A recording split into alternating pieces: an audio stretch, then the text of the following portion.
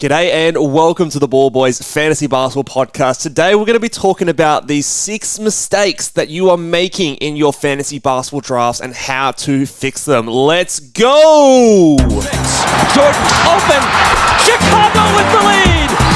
Bryant to Shaq. Not a game.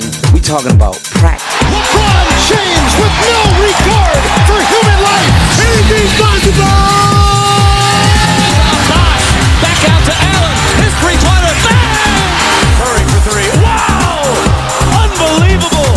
Making it rain in New York. We the North are now we the champions. Not the destination, it's the journey.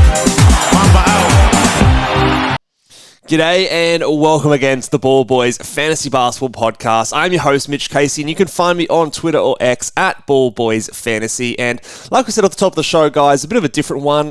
Don't see this one around the feed too much. So I wanted to go through and talk about some mistakes or common mistakes that a lot of people make when drafting their fantasy basketball teams. Now, I tried to make this list as broad as possible. So mistakes that maybe new players are making, but also some mistakes that some veterans like myself still make when going into their fantasy basketball drafts. And I've got 6 of them, and I'm going to go into each one specifically as we go along, guys. So before we get started, make sure, remember, if you are enjoying the fantasy basketball content, although there is a little bit less this preseason, please give a thumbs up to this video, like and subscribe, and drop down in the comments any other topics of fantasy basketball ideas, things you want to be discussed. We will be doing all the classic, busts and sleepers and first, second round pairings, which I know some people like, some people don't like, but I like to do. Mock drafts are definitely coming. So, but any other ideas that you want to throw down there, put them in the comment section below. I'm always open to new ideas. But without, waffling on anymore, let's get started into the first mistake that you are making in your fantasy basketball drafts. And it is not knowing your settings and not knowing your settings back to front. Now, this is something that I think myself, a lot of other fantasy basketball analysts talk about all of the time, maybe too much, but it still is the number one thing that will make you prepared for your fantasy basketball league and your draft. We are talking about things like, is this an 8 category or a 9 category leagues? Is it things like weekly changes versus daily changes leagues? How much do you play? How many players are on your bench? How big is your starting roster? Do you have 10 starters and 4 bench? Do you have 8 starters and 5 bench? Those things make a difference in your draft. Head-to-head versus roto. How deep are your rosters? Are you drafting the standard 13? Do you have a deeper bench? Are you drafting 16 or 18 players? That's going to make a difference in terms of how you draft. Small things like, is it in each category league or a most category league? Because that will definitely affect the viability of punting multiple categories or punting in general. So understanding those, knowing when your playoff schedule is. We talk a lot about playoff schedule when it comes to those first round picks, like a Luka.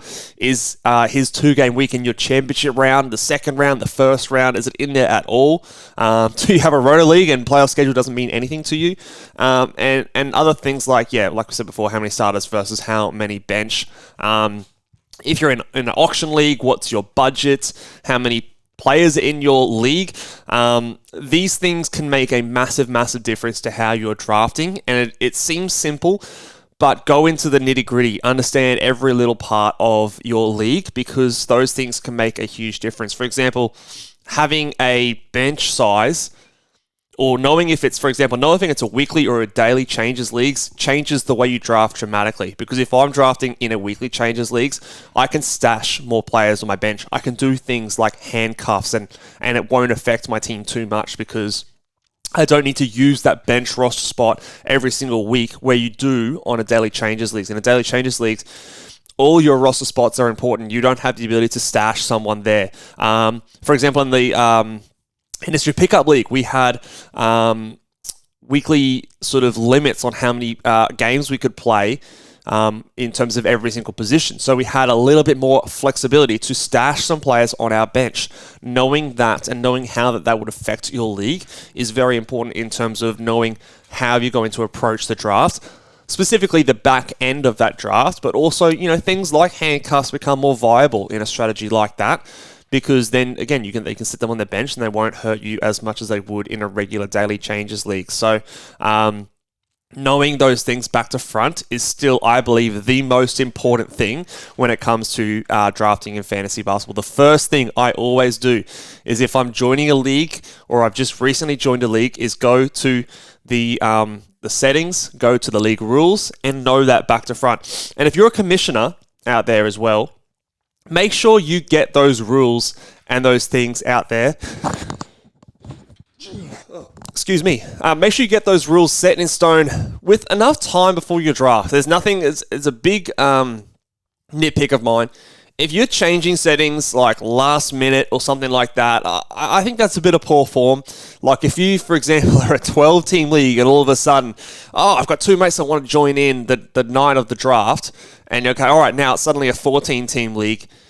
That can massively change someone's strategy and approach to the draft, and I think those things need to be set in stone with enough time for people to prepare before the draft, so those things don't throw a curveball for someone who is prepared, and all those sort of things. So that is definitely something that I think, number one, is the biggest mistake that people make, is they don't know their settings back to front and all the nitty-gritty details. Sometimes a bit of an obvious one, but also sometimes not.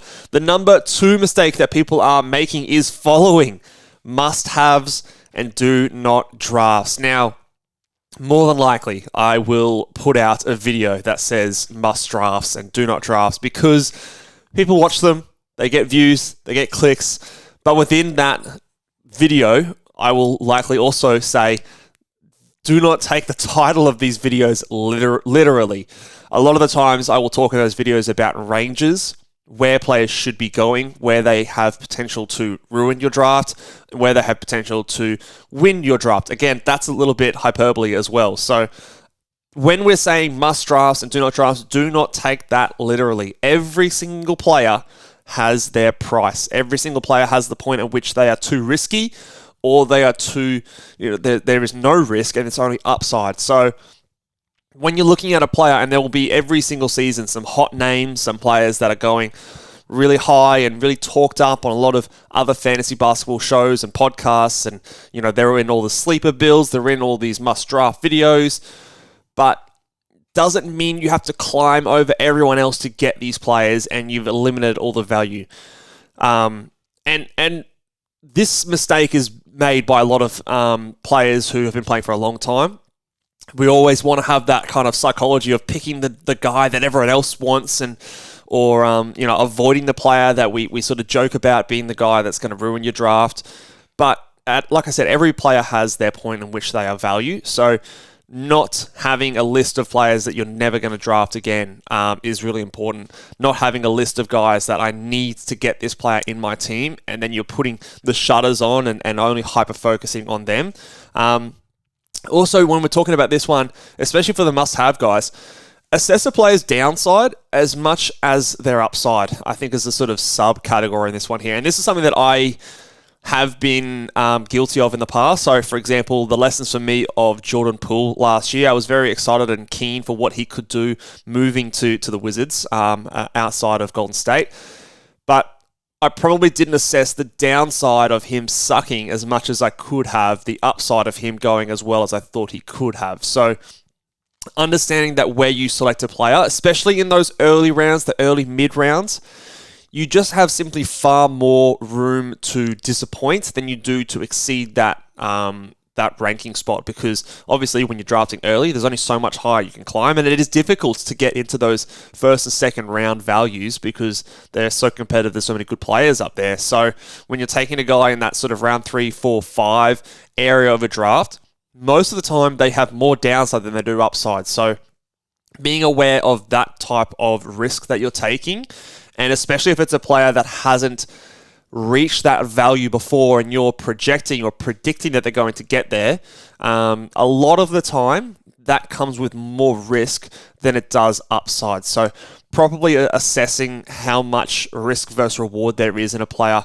at that position, and not putting yourself in a situation where you have to get this guy because everyone's talking about them, everyone's saying that they're going to be the next breakout, and especially if they haven't done it before, you should head into that situation with a little bit of skepticism. On the flip side, the do not draft players are players that potentially, if everyone's saying do not draft them, they might have the most amount of value in your leagues because if everyone leaves them late and we've all watched the same podcasts and videos, then they might eventually get to a point where they present a lot of value and make sense for your team. So a good example might be Joel Embiid or a Kawhi Leonard this year. A lot of people will approach those players with a lot of skepticism, and rightfully so. There is a lot of risk there, but at some point, the upside of them is going to be far more valuable than the risk that they present for a lot of your teams. So don't be married to these kind of videos. Be careful when consuming these videos and not taking them too literally.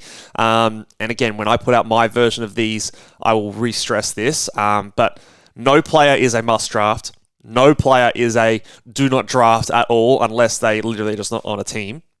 Because at some point, every player has their price, and so don't take that title too literally. Now, the next one is punting too hard or punting too many categories. And I am a big advocate for punting in fantasy basketball, but I think if you're not intentionally doing it from the outset, if you go in and you punt free throws, you draft Giannis, and then you grab a bunch of big men and you go, oh, okay, my threes are bad, or I'm going to punt threes. Oh, and my scoring's bad, so I'm going to punt points. Oh, and I don't care about turnovers anyway, normally, so I'm going to punt turnovers as well. You really start to narrow yourself into a corner and put yourself in a position where you need to draft perfectly in order to be successful. I'm coming more and more around about what sometimes people refer to as soft punts or just weighting certain categories less than others, because I think it allows you to maintain a level of flexibility throughout the season that hard punting potentially does not. So there is a strategy where you can go in and punt 4 categories from the outset, and I've seen people be successful with it. However, if you're not super experienced or not super intentional about it, I would not recommend doing this.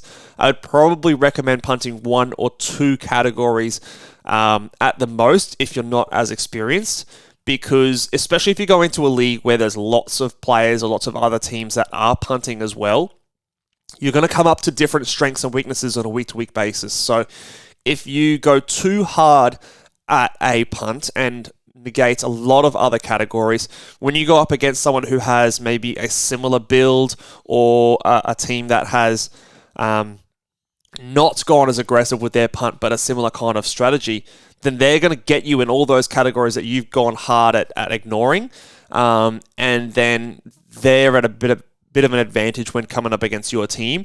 And like I said, it just leaves you with less flexibility throughout the season because it's going to be so hard to recover if you need to pivot mid-season. If you look at your league and you sort of go, okay, actually, I'm middle of the pack in threes, but the top half of the pack is so far ahead of me compared to the bottom half of the pack, it's all pretty tight. You're going to find that very difficult to pivot and make trades and do things compared to if you just looked after it a little bit and not completely ignored it.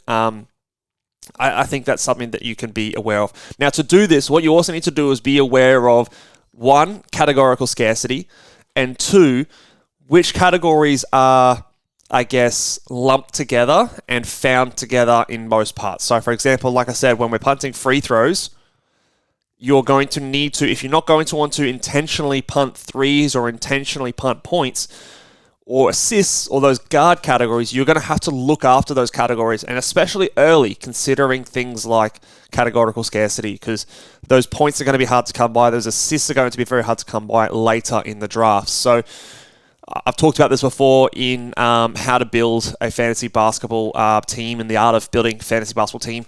Again, I'll leave a link to that video up in the comments or up in the screen above here, which I think is a very valuable watch for everyone, or rewatch if you haven't watched it in the past 12 months. It was the last year's video. But we talk about going after the categories that aren't naturally easy to find in your build. And I think that's very important to understand and wrap your head around. Not just going for the guy who's quote-unquote ranked the highest when you click that punt on in certain websites like Basketball Monster, or I think they do it over at Elite Fantasy as well, and other sites, many other sites. So make sure you're aware of the categories that link together and are easy to find when you punt certain things, and then going after the ones that are more unique and harder to find in your build, and taking care of that first while you have the ability to do so before those types of categories and stats go off the board. The next mistake that a lot of people make when drafting in fantasy basketball is either drafting too safe or drafting too risky. At some point, you're going to have to take a risk. Now, that doesn't mean you draft Joel Embiid at pick 5, and then you follow it up by drafting Kawhi Leonard at round 2, and then you go LaMelo Ball in round 3, and then Zion at round 4, and you do all these risky players because they have upside. That doesn't make sense, because you're exposing yourself to too much risk, and any one or two of those things go wrong, and you're kaput. But you shouldn't also eliminate those players from your calculations a little bit before, in terms of that must-haves and do-not drafts. Every player has their price. So if you see someone like Embiid falling into the second round because everyone's scared to draft him, well, then maybe it's time to take that risk, but then balance that with other selections and maybe go a little bit safer in players that you perceive to be safe. Or say, for example, you're punting threes and free throws, and you get to the 6th round and Zion Williamson is still there and he's considered to be a risky player. Well, then that's a play that could make your draft. It could be a very a huge win. A couple years ago, Shai Gilgeous-Alexander was getting slept on because people were worried about him being shut down in the fantasy playoffs, and he was going in rounds 4, 5, 6 in drafts.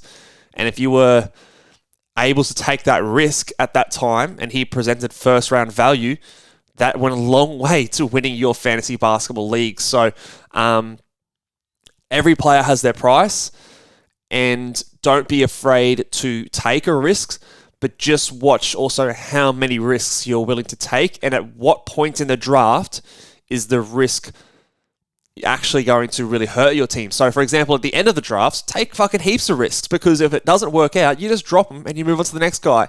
At the start of the draft, don't take as many risks, because if they don't work out, if they're injured or something goes wrong, you've got much further to fall, and it's going to hurt your team a lot more than it will in the later points of the draft. So make sure you weigh up and balance out being safe and being risky at certain points, and every selection you make has an impact on the future selections that you're going to make as well. So, don't be afraid to go a little bit risky at times, but don't overdo it as well. The next one is being too rigid in your strategy when it comes to drafting. A lot of people will do a lot of research, watch a lot of videos and podcasts, and get their players. In this round, I'm going to target this guy. In this round, I'm targeting this guy. I'm going to punt this, and I'm going to go this guy. Drafts are like snowflakes. They're all individual. Your mates are watching different things. You're watching different things, and you get into that draft room, and maybe everyone's drinking a few beers and things like that, and shit goes wild, especially in something like an auction draft. It's very hard to replicate a draft on a mock draft or in a video or something like that. So be prepared for shit to go crazy. And when things do go crazy and unexpected things happen, you might need to pivot. You might find that you're going into a draft and you wanted to, you were drafting someone like, I don't know, maybe you were drafting someone like a Trae Young or something like that. And you were dead set going, okay, I'm going to punt blocks with my build. But every other team, except for the Wemby team and the Anthony Davis team, is punting blocks. So all of these big guys that are value are being slept on, and they're going 1 or 2 rounds later than they have in other mock drafts that you've watched. Well, then pivot. Grab some of those guys that get blocks, and maybe you're not going to be the first or second team in blocks, but you're going to be up there, and you're going to beat all these other teams, and you won't need to even invest too much into that category because everyone else is doing it. Play your league mates, don't play the rankings. make sure that you're able to be pivoting into certain things that you're noticing and trends in your drafts. Because, like I said, every draft is unique. Not every 2 drafts are the same. So if you are pigeonholing yourself into, I'm going to get this at this point and this and that point and this and that point, you might miss opportunities for yourself to get value. You might miss opportunities for yourself to get a one-up on the other players in your league, because maybe they're doing the mistake that I'm telling you not to do, and they're pigeonholing themselves into certain things. And if we go back to that other mistake where people are punting too hard, this is an example. If you punt too hard accidentally, you're going to put yourself in this rigid position where you have to only look for these certain categories. Whereas if you're a little bit more flexible, open to pivoting your strategy midway through the draft, after the first few rounds, you might find yourself in a better position than you would if you kept going with the strategy that you were hard and fast sort of set on at the start or before your draft. So always be open to new things coming your way and new strategies being able to be followed. And the last mistake that a lot of people are making, and this is a very common one, analysts do it as well, but being too married to projections or rankings. Now, 2 different things, right? So rankings, last year's rankings, what happened in the years gone past. Projections, what we think are going to happen this upcoming season. Now, if you're using a website like Basketball Monster, maybe you subscribe there and you have the projections, or you've got other websites. I think Elite Fantasy do these sort of things, and there's other websites out there. I've put out projections in the past. No one is going to be 100% correct. No one. Nobody is going to be 100% correct. And projections and rankings are very much relative to what's happening around them, especially category leagues. If you're in a category league and everybody in the NBA all of a sudden shoots their free throw percentage 5% worse, it won't happen, but say, for example, it does, then that will relatively change the strength of certain players. It'll make the players that shoot free throw percentage at a higher volume more valuable. It'll make the guys who shoot it at a poor free throw percentage less of a negative in that category. So no one is going to get everything correct. And so if you are completely married to the projections that someone's put out and you're drafting someone at that spot, you might be leaving yourself with a lot of risk that if it's off, or if something else is off, you have a potential to lose a lot of value. Similarly, if you're going off last year's rankings, a lot of things will change. They might be in a different situation. They might be a year older. There might be new players coming into their team. They might have an injury that they're carrying or something like that. So just because someone was the 5th ranked player in totals last season does not mean that they're going to be the 5th ranked player in totals this season, whether or not it's a per game drop or they miss a bunch of time. So be aware that last year was last year. It's a new season. We have to try and project what's going to happen. You can use last year to inform this year. Of course, we all do that. But just because something happened then doesn't mean it's going to happen now. So that's the ranking side of things. And if you're going off projections, understand that if one thing changes, everything changes when it comes to a projection model. And the later you get into a draft, those projections are so hit and miss. The difference between the 80th ranked player and the 120th ranked player, there really isn't much. So if you like a player and you think that they're going to have a better opportunity, but they're projected 120th versus someone who's projected 90th, understand that difference might be very small. So you might just back yourself in and go for that guy there. The later that happens, the more that's something that I endorse. The earlier on, like we said before, you've got further to fall. You've got further to go back. So it's a little bit less sensible to do something like that. But again, if you're picking someone who's never been at the points that you've been before and they're projected to be there, understand that there's some risk associated with that. Now, it might work out, but you don't want to cut off all that upside. So if someone on a website has got someone projected at 30, it doesn't mean, but their ADP is like 55, it doesn't mean you have to go early. You want to get them as late as you possibly can to build in as much value. And if someone else goes early, then fine. You haven't missed out on that player because they've cut off some of the value that was potentially there, and they've taken on more risk than you were willing to take on to. So you're just going to move on to the next guy. So understand that those projections are always relative, and always no one's going to get them 100% right. I'm not going to get them 100% right. Because and when we do that, when we get things wrong, it changes everything, because they're always bound by each other when we're talking categories and category scarcity. And you add a player like Victor Wembanyama into a league where he comes in and blocks 3.5 shots, so that's going to change the relative value of blocks for other players. It just simply is, because that category has been upended by someone who's just gone straight to the top that wasn't there before. So these kind of things can change all the time, and that is something we should always take into account when assessing projections and the ranking or the value of a player. Remember, we're always trying to build teams. We're always trying to build strengths and weaknesses that make sense for the players that we pick. And again, I'm going to harp on, building a team is always better. Building a right team, building a team that fits and makes sense is always better, in my opinion, than building a team that you have built on last year's rankings or the projections on a certain site if they cut into each other's weaknesses and strengths and it doesn't make sense and it's a bit jumbled and you don't have a clear identity. I think that's a worse way to go than building a team that makes sense. And maybe you've got 1 or 2 weak categories, but you've got 6 or 7 really strong categories that you're going to be very confident in a week-to-week, especially in a head-to-head category league. That's going to make sense as well. So, and same goes for points leagues as well. Like points leagues, the difference in those middle rounds between certain players being the 40th ranked player in points and the 60th ranked player, it's like 2 or 3 points, man. It's actually not that big of a deal. So if you think someone's safer or has a higher upside or whatever the case may be, it's okay to jump ahead and grab those kind of guys. Don't be married to those rankings on the websites or the projections on other sites when making your pick, because I think you're going to find yourself cutting the ceiling off what your team could potentially be in the season.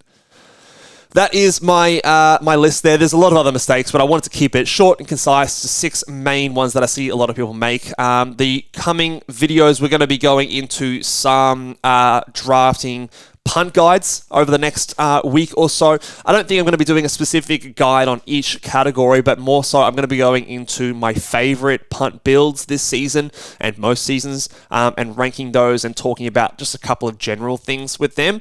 We're going to have some more mock drafts coming your way, and then we're going to be starting to get into things like categorical scarcity, and then talking about breakout players, regression players, pairings, sleepers, busts, all those kind of good things, maybe 2 or 3 weeks from now. So again, drop down in the comment section anything you'd like to see, as well as anything that you think you want to see more of. You want me to go more in detail with certain points that I'm making. But until then, guys, make sure, again, give this video a big thumbs up, share it with your mates, give us a 5-star rating and review on Apple Podcasts or Spotify, and I'll see you guys for the punting guides next video. Catch you later. Bye.